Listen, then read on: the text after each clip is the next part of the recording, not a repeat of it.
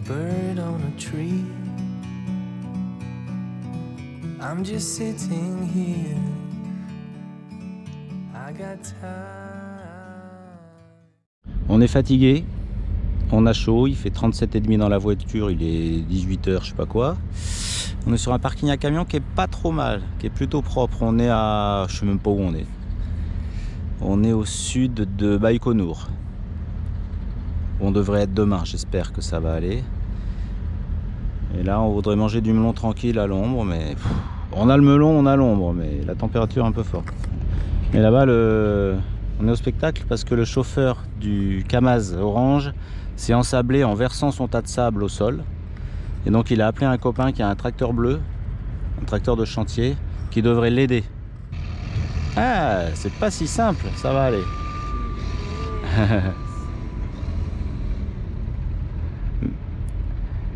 Et votre bilan carbone, les gars, je sais pas le dire en russe. Je leur dis ou pas? Non. Bilanovski Karbonaskaya.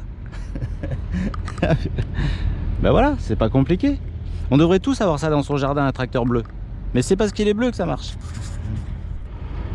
Sergueï, il a soif. Bon, on est toujours sur notre parking kazakh, mais on s'en va parce qu'on commence à gêner le tractopelle. On est accueillis par des Turcs qui sont les tenanciers du parking. C'est un des plus grands qu'on ait vu du parcours. Des fois on est un peu fatigué, on en a un peu marre parce que hier soir on avait quelques moustiques, on était dans la poussière des travaux, notamment ils ont bossé jusqu'à 9 h, 9 h 30. On a eu aussi quelqu'un qui a allumé du feu en face et la fumée était pile dans la voiture, on avait du mal à respirer. Donc bon, des fois c'est un peu délicat, un peu fatigant, mais au réveil on se dit qu'on va aller vers Baïkonour, un endroit dont on entend parler depuis 50 ans, depuis qu'on est gamin, et on va voir si on peut s'en approcher un petit peu. Donc ça a des bons moments aussi. On s'approche toujours de Baïkonour, on doit être à une dizaine de kilomètres, mais bon, il n'y a aucun panneau, ils doivent le planquer encore. J'espère qu'on va trouver l'entrée. Il y a un peu de circulation, là la route est bien droite en général. On longe la voie ferrée qui va en Russie, à Aktiobé d'abord. On a fait à peu près 1000 km au Kazakhstan, et il en reste un peu plus. Mais ça va, on a une bonne moyenne, on est à 85 compteurs. Donc en 30 heures c'est bon, c'est fait. Ah, cette fois on y est, c'est marqué, c'est écrit assez gros quand même.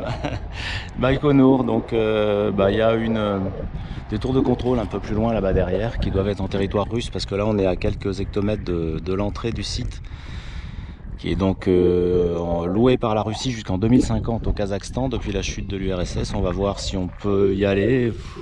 Normalement on peut pas y aller, il faut des autorisations spéciales, mais on va quand même demander si on peut s'avancer un peu. Voilà, il y a des tours de contrôle, un observatoire, alors on sait pas trop à quoi ça correspond, mais on va s'approcher un peu. Hello à tous, on est à Baïkonour et j'ai enfin trouvé l'endroit idéal, enfin me semble-t-il, pour faire décoller mon drone le long de la frontière entre le Kazakhstan et la Russie. Si je fais pas décoller mon drone au cosmodrome, je le ferai jamais. Donc je vais le faire décoller et puis je vais longer la frontière russe et puis je prendrai des photos et des films du centre de recherche. Je pense qu'ils vont rien me dire normalement, hein. On va voir. Rendez-vous en prison.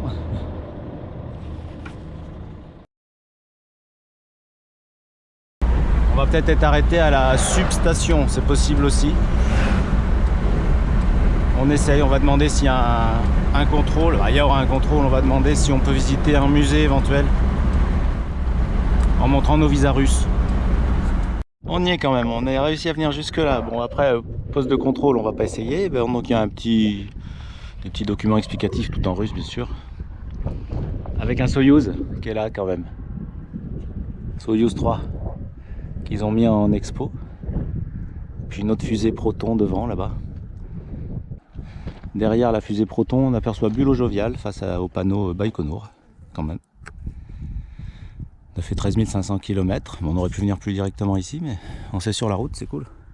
On est dans une zone de travaux kazakh, mais la route était bonne jusque là. Mais là, ils ont fait une petite déviation dans la steppe pour refaire le goudron de la route principale.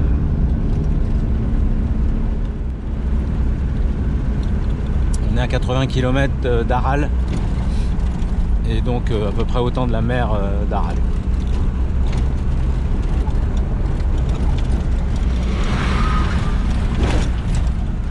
On a retrouvé nos amis.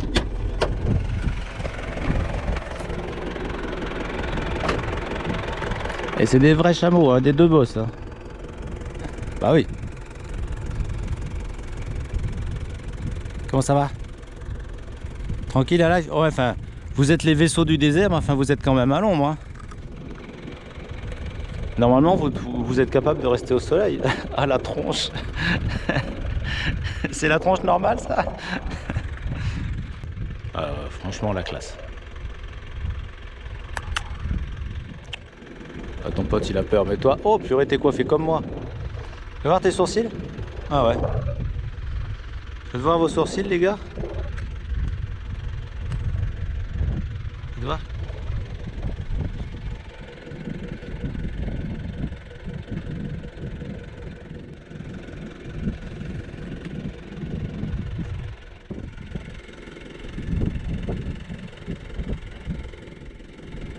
Comment tu t'appelles?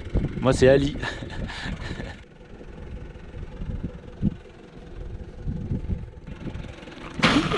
Ah, il me crache dessus. Oh. Arrête. C'est sale. C'est trop sale. Tu vas salir mon objectif. It's clear to see from up here. The world seems small. We can sit together. It's so beautiful, you and me.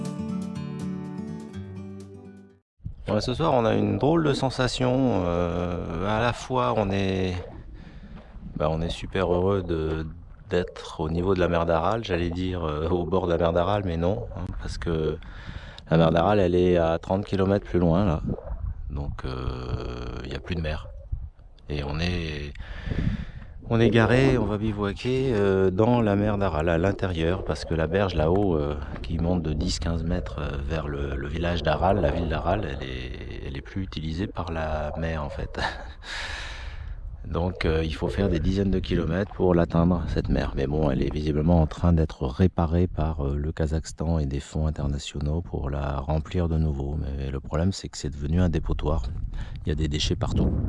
Donc c'est bien de remplir, il va falloir nettoyer aussi maintenant.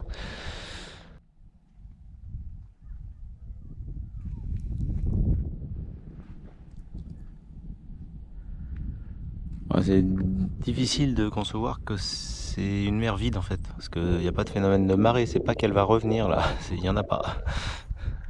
Il n'y a pas d'eau. Meant to be in the great outdoors, forever free.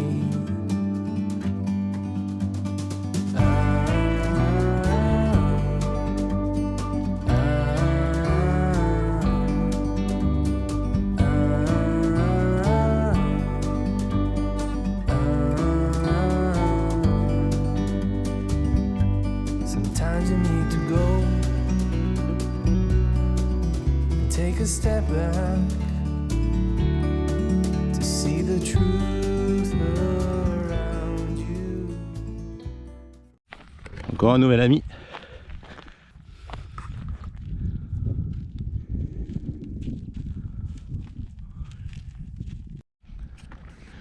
Tu fuis. Je suis impressionnant. Hein. Ah d'ailleurs celui-là aussi. Ouais, t'as les bosses molles. Il y a des fois les bosses forts, mais là il y a les bosses molles. Là ça pendouille. Hein. Tu veux bien qu'on te gratte derrière les oreilles? Toi t'es pas un farouche.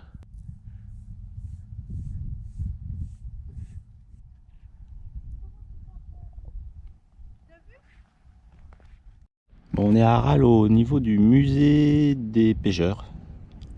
Donc il y a des anciens bateaux qui ont fonctionné jusqu'en 83, 85 maximum, c'est-à-dire quand il y avait de l'eau. Il y a des engins un peu plus anciens, notamment ça pour apporter le poisson du lac l'hiver. Ils utilisaient les chameaux et les dromadaires pour faire tourner des meules, des roues. Pareil, jusqu'en 85, ils disent. Alors aujourd'hui, la mer d'Aral, ici à Aral, ça c'est le port. Il n'y a pas d'eau en fait. Il y a 20 cm d'eau là-bas dans le creux. Donc c'est un peu triste. On est sur un des plus gros bateaux qui sillonnait la mer d'Aral. Je me sens capitaine ce matin, un petit peu. Mais capitaine sans eau et sans savoir nager, c'est un peu désolant.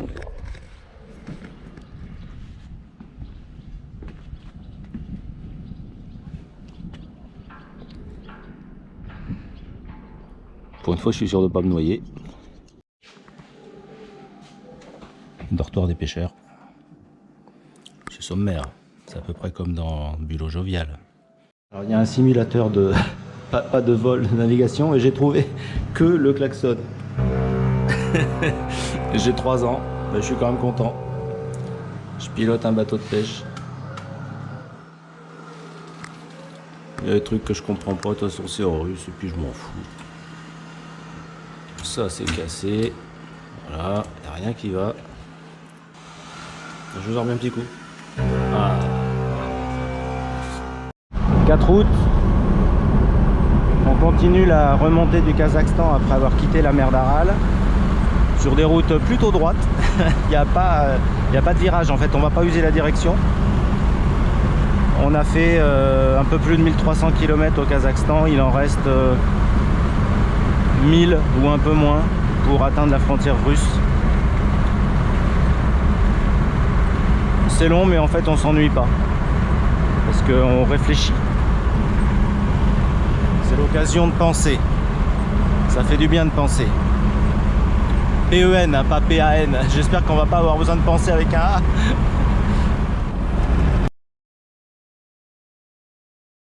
On est encore à 500 d'Aktiobé. Hein. Mais bon, la première fois qu'on l'a vu indiqué, on était à 1300 ou 1400 je crois. Alors.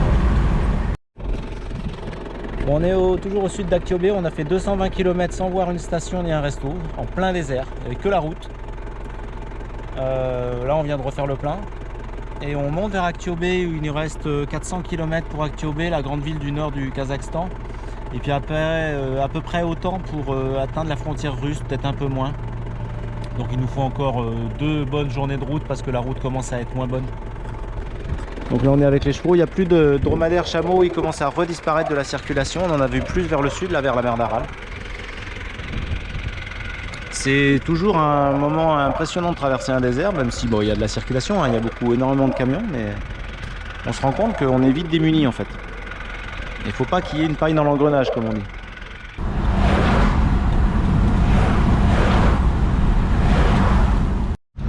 Alors on est à niveau de Karaboutak, à 200 km au sud d'Aktiobé, et on attaque la route, la partie de route délicate, difficile, avec beaucoup de camions, visiblement des trous, des parties gondolées, on ne sait pas trop ce qu'on va trouver. Il y en a à 130 km, donc on en a pour au moins 3 heures, mais on va s'arrêter avant pour un bivouac, parce qu'on va rester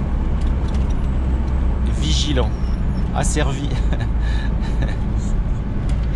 Beaucoup de souplesse avec les poids lourds ouzbeks, kirghizes, kazakhs, russes, biélorusses.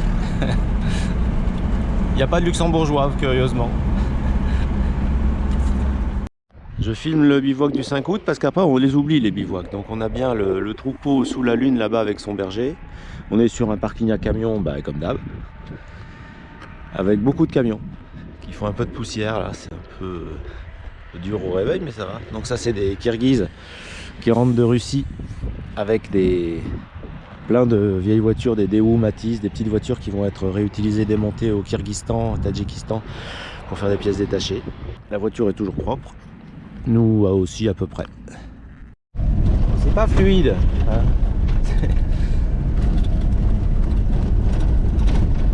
Ça tape fort, mais on roule à 20 donc ça va.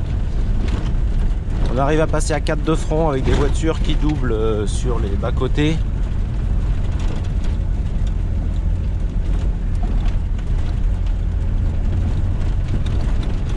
On fait pas Le Mans-Rennes par la 81 là.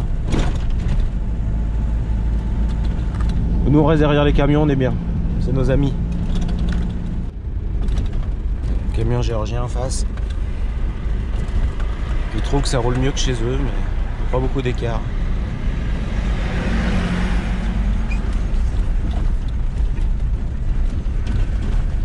Police. Kirghizes, des Russes. Ah, tout le monde est là. Ah, il y en a un qui vient de passer là, dans l'autre sens. Bah, c'est les voitures qui se mettent en danger, qui mettent tout le monde en danger, c'est pas les poids lourds. Ah. Ah, on voit bien pourquoi il n'y a pas de fabricant de porcelaine au Kazakhstan. Hein.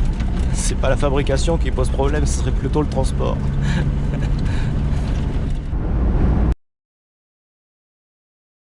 On quitte Aktiobé, la dernière grosse ville du Kazakhstan, du nord Kazakhstan, par lequel on essaye de rentrer en Russie. Et on vient de recompter, il nous reste 577 km pour atteindre la frontière russe. Donc on n'y sera pas ce soir, il est 14 h. Donc peut-être demain midi, mais c'est même pas sûr parce qu'il faudrait qu'on fasse 300 aujourd'hui et presque 300 demain. Donc même si la route est meilleure, on va prendre un peu notre temps. L'avantage c'est que ça fait beaucoup de kilomètres, mais on se rapproche quand même de l'ouest. On aurait pu rentrer en Russie très vite au bout de 100 km là, mais en fait il faudrait ensuite la retraverser. Donc là on va plutôt vers l'ouest. D'habitude j'y suis, mais là j'y vais. Bah, toujours au Kazakhstan évidemment, on a fait 1 heure de route depuis Aktiobé, donc on a fait presque 100 km, la route est belle. On la voit là, il y a des grandes lignes droites de 10, 12, 15 km. On continue et c'est un petit peu moins désertique qu'au sud d'Aktiobé. Ils ont mis des haies au bord de la route pour essayer de freiner le vent notamment et le sable. Quelques petites collines qui nous rappellent le Mangistau qu'on avait vraiment adoré au sud-ouest du pays. Puis on se rapproche de la frontière, mais enfin il nous reste encore 450 km. C'est vraiment un grand pays. Là, on aura fait 2500 km au Kazakhstan et sans traverser le pays de part en part d'est en ouest. Donc en biais, en diagonale du sud-est au nord-ouest, une partie. C'est très très grand. On avance, on est à 265 km de la ville d'Ural. Toujours au Kazakhstan bien sûr, mais qui est pas très très loin de la frontière. Je commence à sentir le houblon d'Astrakhan, mais de très très loin. D'habitude j'ai pas de nez, mais là si. On va vers la Russie.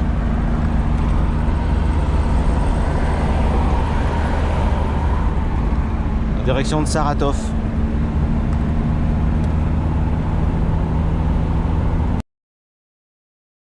On est encore à 120 je crois de la frontière à peu près. Cette fois on a fait nos dernières courses au Kazakhstan à 20 ou 30 km de la frontière. Et on se dirige vers la Russie. On croise un convoi exceptionnel de je sais pas quoi.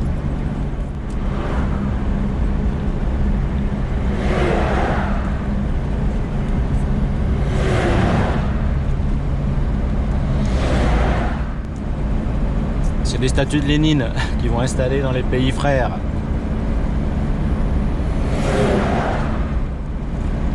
Ça veut dire que le portail de la frontière doit pouvoir s'ouvrir en grand quand même. Alors cette fois ça y est, on arrive à la douane kazakh je pense. On va voir. Bah c'est sûr, mais on va essayer de trouver une file pour les voitures.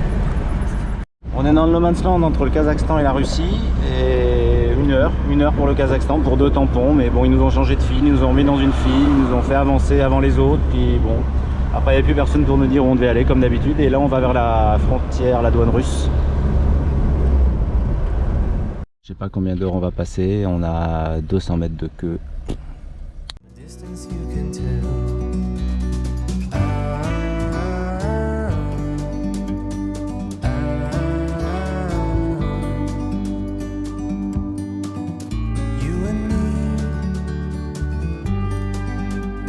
To be